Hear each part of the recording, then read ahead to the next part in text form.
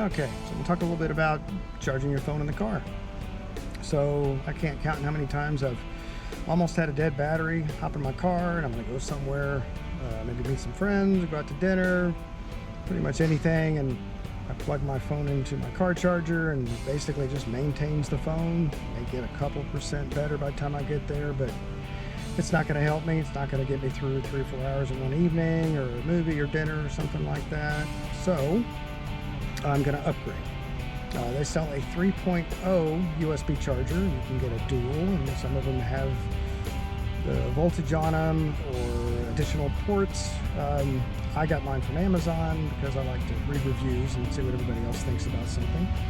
So this video is going to be me showing you how to change your existing auxiliary port and putting an upgrade in there to where when you plug your phone in and you're going somewhere, it's fast charging, which hopefully will get you through the night. So here's what I'm going to use.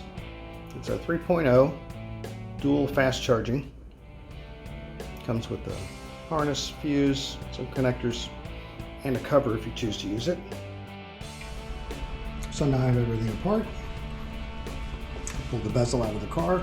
See, I removed the existing accessory plug, and you can tell that this one is slightly larger.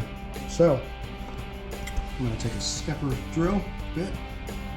It's the easiest way to make a hole bigger and keep it centered. Make that just a little bit larger.